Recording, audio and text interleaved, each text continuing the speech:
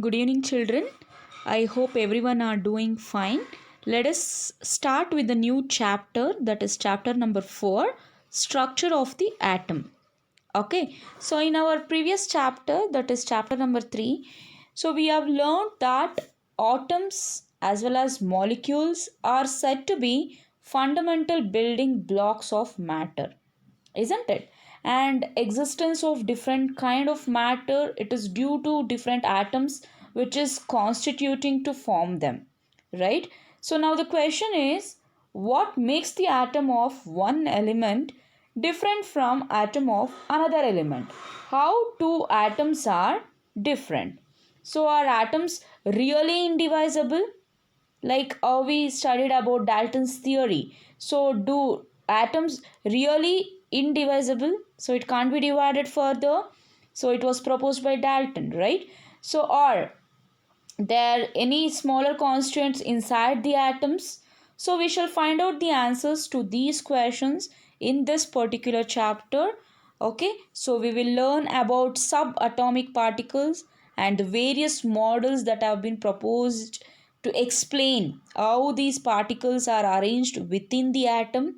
Okay, and a major challenge before the scientists at the end of the 19th century was to reveal the structure of the atom as well as to explain its important properties. Okay, the elucidation of the structure of atoms, it is based on the series of experiments. So based on experiment, they proved this. Okay, one of the first indication that atoms are not divisible comes from studying static electricity and the condition under which electricity is conducted by different substances.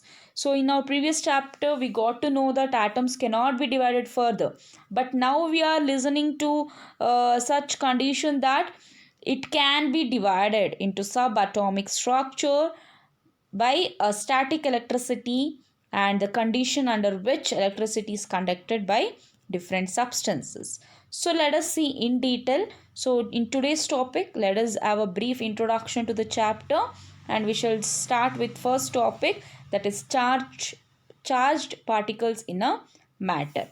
Let's begin. Coming to introductory part.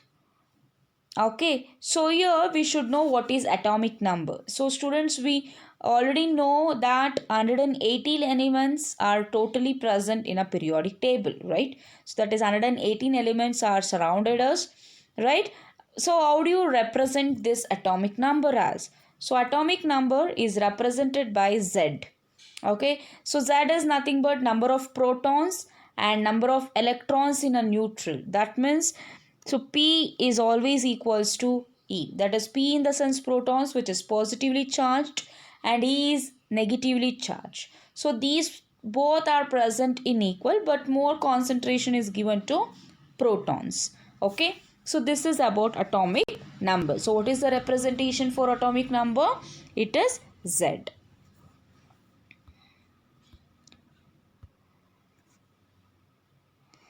So electrons and its discovery. Okay, so before that we shall see charged particles in matter. So for understanding the nature of charged particles of matter, so we need to perform few activities. So like activity 4.1. So it is a simple and very fun loving activity that we have all performed in our classes when we were like freely sitting, right? So when we don't have any classes, or we find some activities to do in class, right? So even I have did this personally.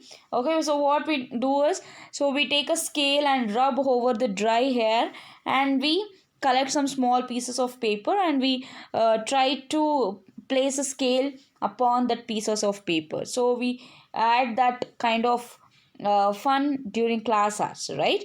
Yes, so what you need to do is, you need to comb a dry hair, and you need to observe whether the comb attracts the small pieces of paper. So you can rub the hair by using plastic scale. Okay, what do you observe? Yes, the paper get attracted to the comb, right? And rub the glass rod with a silk cloth and bring the rod near an inflated balloon. So what do you observe? Okay, so these observations you should make and you should tell me in the live session what you have come across. Okay, and from these activities we can conclude that on rubbing two objects together they become electrically charged. Okay, so where does this charge come from? So this question can be answered by knowing that an atom is divisible and consists of charged particles. Okay, even when we rub our hands, so we feel heat, and how that heat is being supplied. So how does it happening? So from this they concluded that there are subatomic particles within the atom which can be divided, and it consists of charged particles.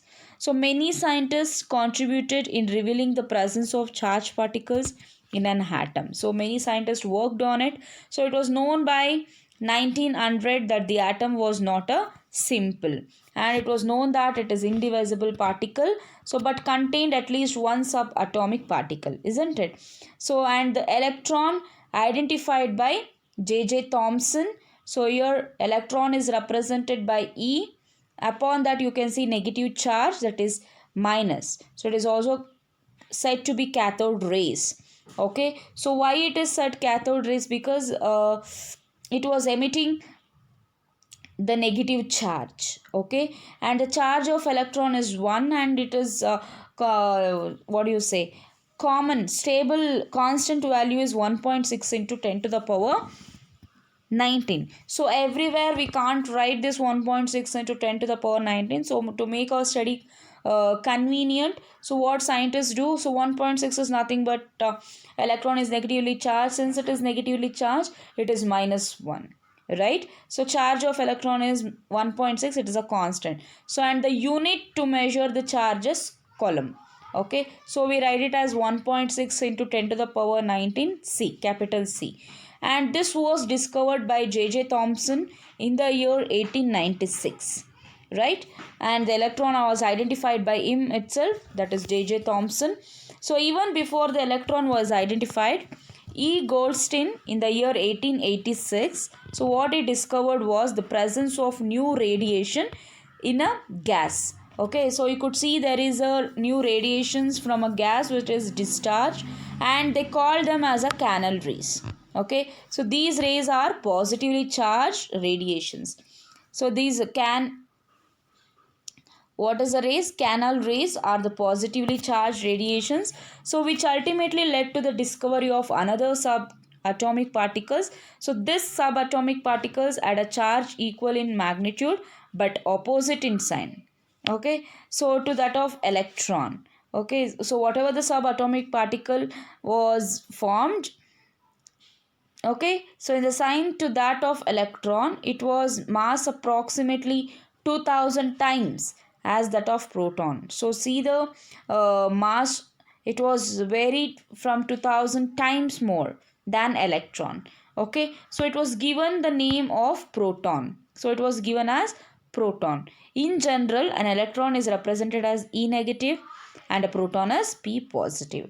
And the mass of the proton is taken as 1 unit and its charge as +1, right? You know it. And the mass of electron is considered to be negligible. Okay, and its charge is -1. Okay, and it seemed highly likely that an atom was composed of protons and electrons. So these electrons are revolving in the outer shell of the outer boundary of any atom, right? So here our nucleus. So here you can see protons and electrons always revolve around, so mutually by balancing their charges. So it also appeared that the protons were in the interior of the atom. So always protons will be within the atom, inside the atom, but electrons could easily be seen. Okay, I mean to say it will be in the outer surface. Okay, but not the protons can be seen. So now the question is, what sort of structure did these particles of atoms was? Okay, so we will just learn in the next class about the structure of an atom. Okay, so before that you should know the discovery and what is the charge of electron and what is a constant charge unit to measure, unit to symbolize, and what is electron and what is proton and how did they discover it. Okay, so in next class we shall see the structure of an atom in detail.